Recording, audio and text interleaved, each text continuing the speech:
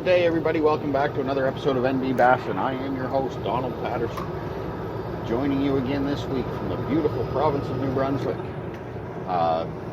Better late than never, folks. I'm not going to lie to you. I normally try to get shows down Tuesdays and Wednesdays. Things have been a little messed up the last couple of weeks. A lot of stuff going on, and to be honest with you, I forgot what day of the week it was yesterday, and about 2 o'clock this morning when I got out of bed to go to work, I'm like, oh, bleep, and remembered that I had forgot to put some tracks down yesterday. So here we are this morning. As I said, better late than never, and let's get this show on the road. Before we continue, thanks once again, Fish Bomb Outfitters, Carrot Sticks Rods, Southern Yankee Baits, War Dog Lures, Northern Michigan Outfitters, and Hooked on Canadian Angling, and most importantly, my beautiful wife and my amazing son.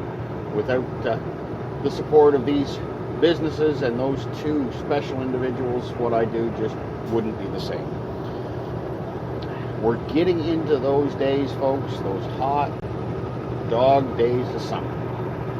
And what's the fishing going to be like? Well, my counterparts on the New Brunswick Sport Fishing Association, Triton Boats, Evinrude, Smallmouth Tour are converging on Macadavich Lake this weekend on Saturday.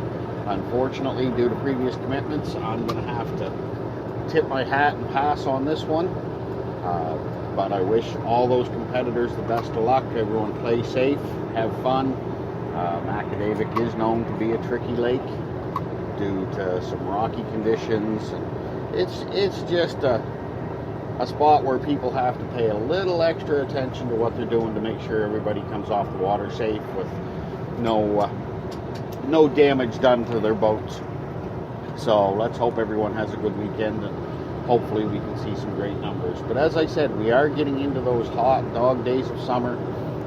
The bites are getting harder to coax. The fish they've transitioned out of their spawn, and now they're looking for some cooler water to hide in. What do you do? We've talked about this on numerous occasions.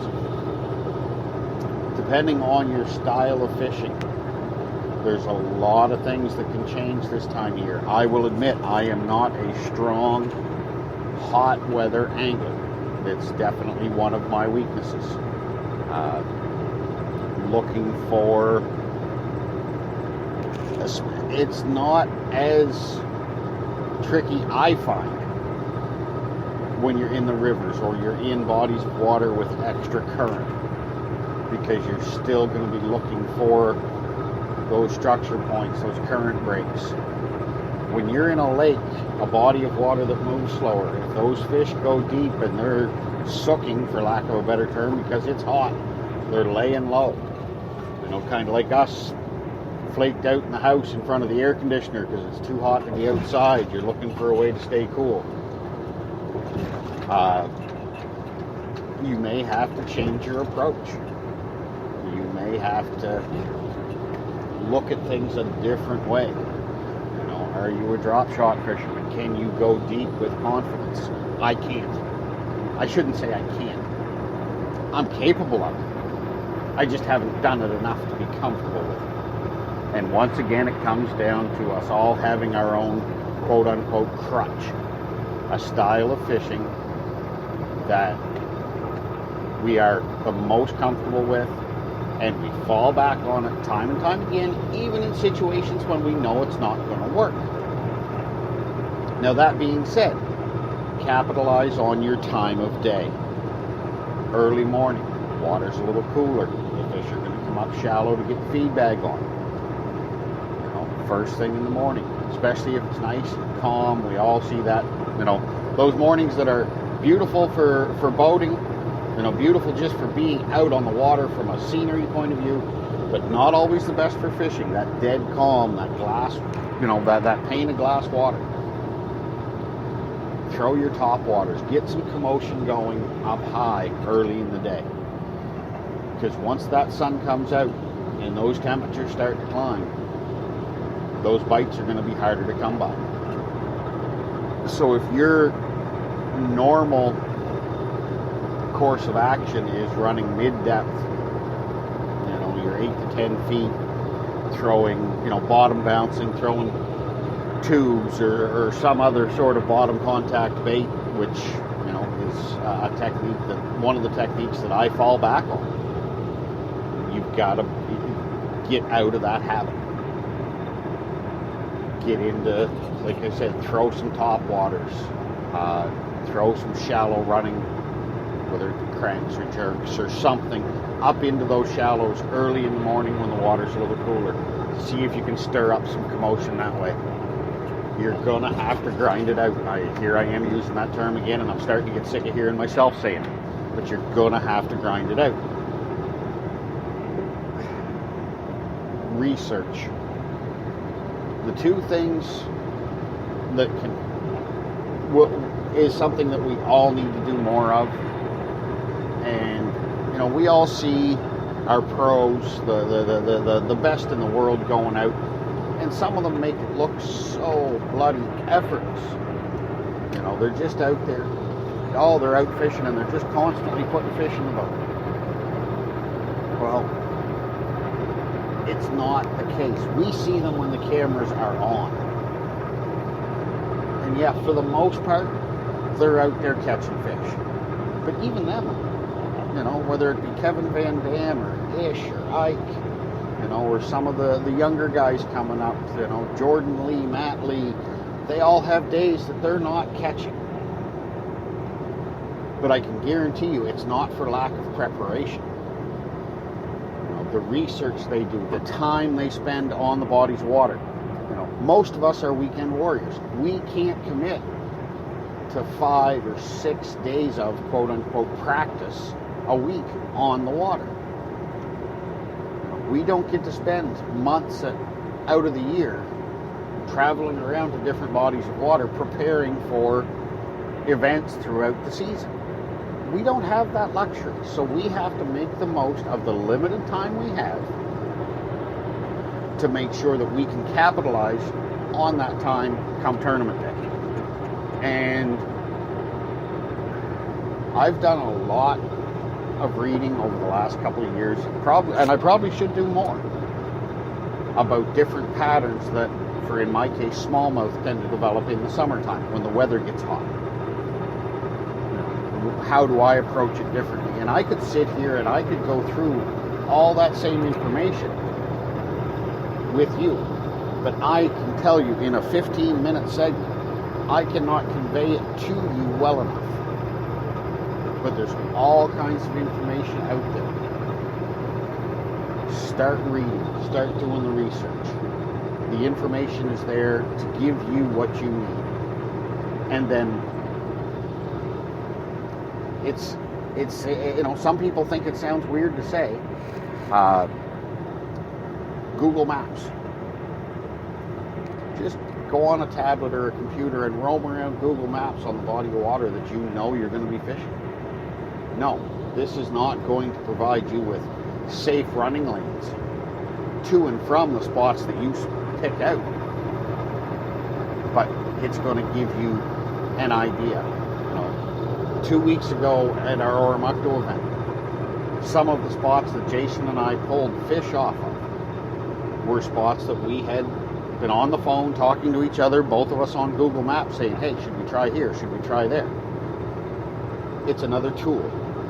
It's not the answer. It's not the only tool you need. But it's just like a carpenter or an electrician or a mechanic. They have various tools in their box. Well, we have our tools in our tackle boxes or trays or bags. But part of our tools are knowledge, and it's up to us as anglers to equip ourselves, the best way possible.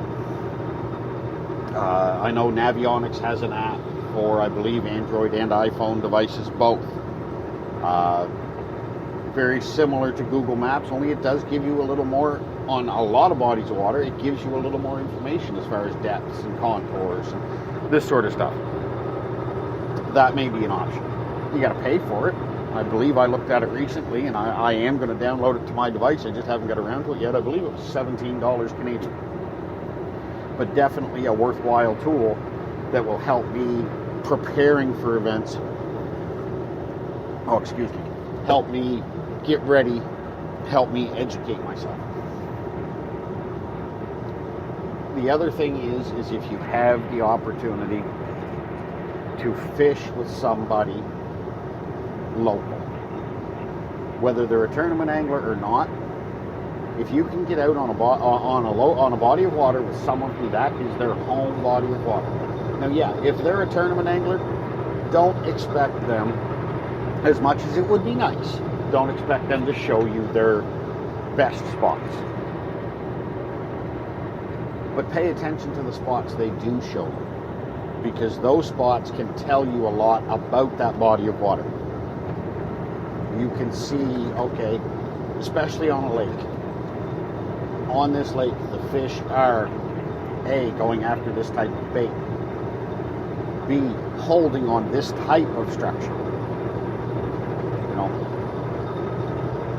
it may not be the prime spot on that lake that the individual takes you to, but it still can teach you a lot about that lake. So develop a game plan based on what you do know about the lake. Talk to other anglers. Most of the time in our weekend warrior type situations, most guys are pretty approachable outside of tournament day. If I go to somebody at 6 o'clock on Saturday morning at a boat launch saying, I have no idea where to go,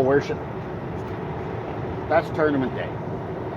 You know, I can tell you one thing they're not going to tell you. They're not going to tell you the same direction they're going, or, you know, but especially if you're new to this, most guys are very approachable. And you'll find out quite quickly if there's a handful in your series or in your tournament that aren't. You'll find out who they are. You know, and it's a shame that some guys have to be that way, but that's just a fact of life. Some guys take it, you know, a little more seriously than others. I mean, we all take it serious or we wouldn't be doing what we do. But I don't know. I just, when guys get a little unapproachable, especially for new anglers, it's different if you've been doing this for 10 years and you're going to somebody and saying, hey, my spot's dried up, I don't know where to go. Well, you've been doing this 10 years, you should have the knowledge in your head to start figuring that out for yourself. You know, but if you've only been around a year or two, or it's your first year and you approach somebody, most of the time they'll give you a couple little clues. Like I said, they're not going to send you to their number one spots. But even if they send you to their number 2 or number 3, well, if it's somebody with 20 or 30 years of doing this, their number 2 or number 3 spots are normally still pretty good. So it's all about a learning curve. It's all about a learning curve, and you as an angler are responsible for educating yourself. Nobody's going to hand it to you. Nobody's going to give you, there's no guaranteed book of knowledge. Read this 100 pages and you're guaranteed to win a tournament. There's a lot of work involved, a lot of time on the water that needs to be spent, a lot of research that has to be done. And then there's always a little bit of luck thrown into it. So, but prepare yourselves. I can't stress that enough. I'm running out of time in this bit, folks. I want to keep it to the 15-minute mark. Prepare yourselves. Get ready. And that way, no matter what happens, you can go out and say, hey, I gave it 100%. I did everything I could, and I came in with 8 pounds, 9 pounds, whatever you came in with. I didn't win, but I'm happy with how my day went. And then the next time out, try and better that, and better that, and eventually you'll get there. Once again, folks, thanks for joining us for part 1 of this week's show of NB Bassin'. Thanks to Fish Bum Outfitters, Carrot Sticks Rods, Southern Yankee Baits, War Dog Lures, Northern Michigan Outfitters, Hooked on Canadian Angling, my wife, my son. Thanks for joining us. Part 2 will be coming up again later today. Everyone play safe and have fun.